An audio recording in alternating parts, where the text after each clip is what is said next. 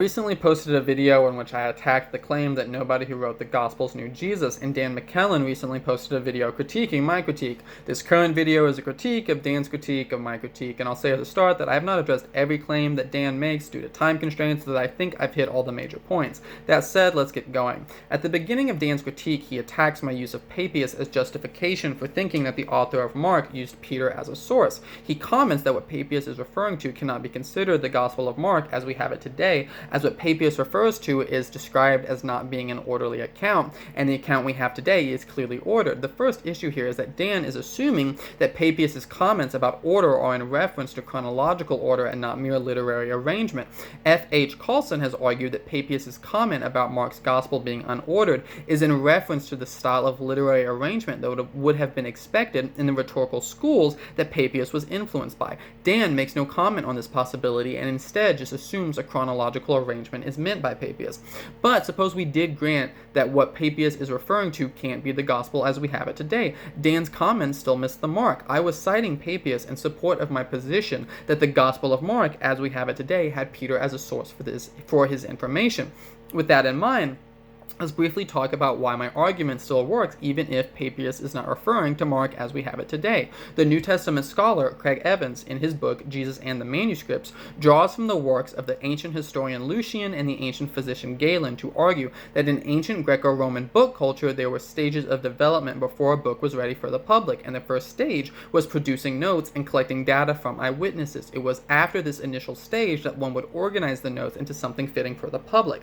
Evans argues that Papias' comments are referring to this first stage of development in the production of the Gospel of Mark. If we have this passage from Papias telling us Mark wrote down notes like this from Peter, and then we see in the manuscript record that there is a written work that is unanimously attributed to Mark, and that the early church fathers unanimously attribute this work to Mark, I think it's very plausible to infer that Mark, as we have it today, is the final product of the notes referred to by Papias. I will add on to this point by noting that if you were going to make up an author for a gospel, why would you choose Mark? He's a minor character who's not one of the 12, and in fact, he's recorded as abandoning Paul and being a source of conflict in the church.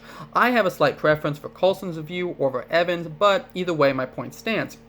Mike Licona, in his paper titled Are the Gospels Historically Reliable? A Focused Comparison of Suetonius' Life of Augustus and the Gospel of Mark, remarks that, quote, over the past 50 years, a slight majority of critical scholars agree with the traditional authorship of Mark, end quote.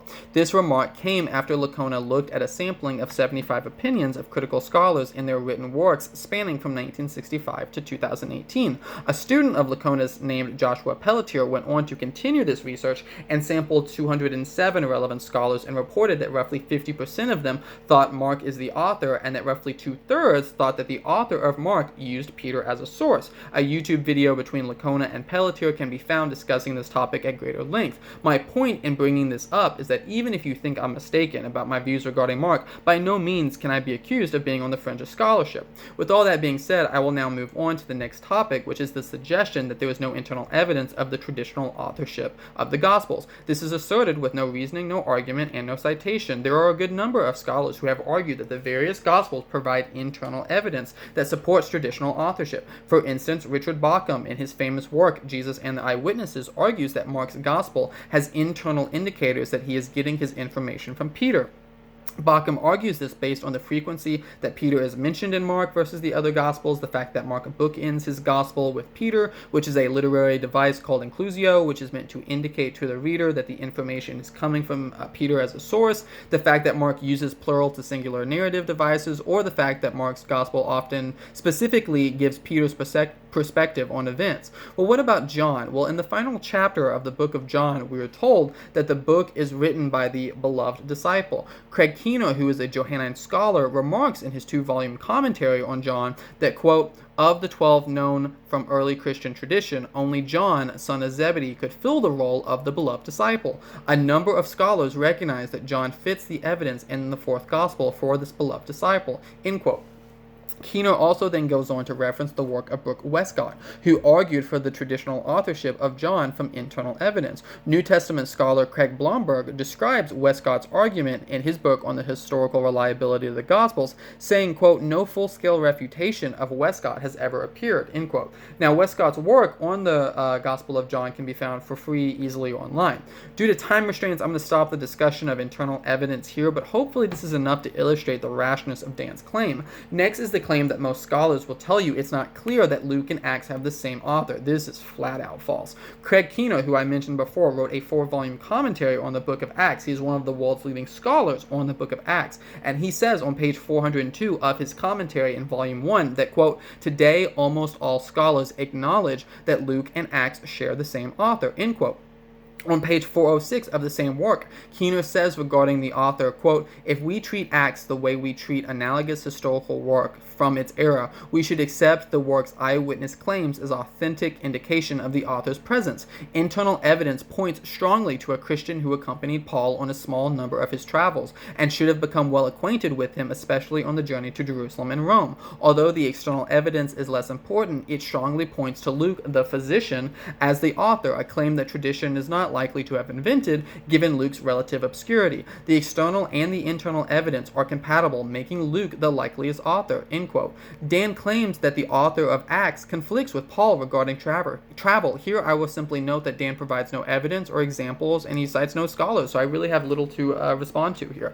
Dan claims that the areas of Luke's gospel we can check show that he gets things wrong. Again, Dan cites nothing for me to respond to. At this point, I will note that when one adopts the majority position that Luke and Acts are a 2-part work, as is explicitly indicated by Luke 1 and Acts 1, we can check the reliability of the author of Luke by using not only the Gospel of Luke, but also the Gospel of Acts.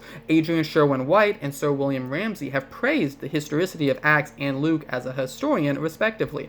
Dan attacks my point that it's surprising to see unanimous recognition of the Gospel's authorship if they were circulated anonymously, but in doing so, he strawmans my position. I never said that if the Gospels had circulated anonymously, that somebody definitely would have asserted other authorship, but this is the argument that's been put in my mouth. I merely argued that it's improbable that a work circulating anonymously would have gone undisputed among the early church, and despite Dan's assertion, we do have data that supports this claim. The book of Hebrews is a book that is recognized as being anonymous from the very earliest days of the church writings, and from the very earliest days we see its authorship being disputed among the early church, with various authors being presented. This gives us a type of control for how an anonymous gospel might be regarded, and though it does not provide certainty, it does provide data for the position I postulated. I will also note that Craig Evans and Martin Hingle are scholars who have made similar arguments. Dan cites Justin Martyr, calling the Gospels the memoirs, as evidence that they were anonymous, but everybody just take a few seconds to think about that claim. How does calling a book the memoirs of the apostles indicate that the authors were unknown? That's a completely rational way to refer to these works, as they are in fact memoirs of the apostles. The fact that they were being called memoirs and being associated with the apostles gives us evidence that they were not anonymous. It's also important to note that Justin's full statement in 103 of his dialogue with Typhros says, quote, "For in the memoirs which I say were drawn up by his apostles and those who followed them," end quote.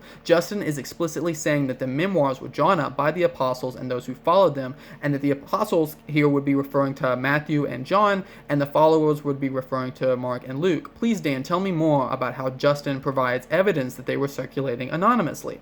Now, Dan suggests that the manuscript evidence shows that Gospels circulated anonymously, but this is false, as Craig Evans notes in Jesus in the Manuscripts. He says, quote, "In every single text that we have where the beginning or the ending of the work survives, we find the traditional authorship," end quote. Evans and other scholars note that it would be common for these types of books to have letters that accompanied them when being sent to the communities that they were being written for, or for them to have tags or title pages or dedications to patrons, as appears to be the case in the preface of Luke. There is simply no evidence that these circulated anonymously. Finally, Dan seemed to suggest the idea that Polycarp might never have discussed the topic of the authorship of John with Irenaeus before his death, and then that Irenaeus would just be stuck trying to figure out who the author is. But that's an insane suggestion. Are we really to believe that a dedicated Christian scholar in the 2nd century who is using the book of John is never going to have a discussion with his mentor about the book, especially if that Christian knows that his mentor was a disciple of one of the apostles and that the apostle's name happens to be one of the books they are reading? This idea by Dan is just absurd. It's completely unreasonable to think that Polycarp never would have mentioned this or that Irenaeus would never have asked.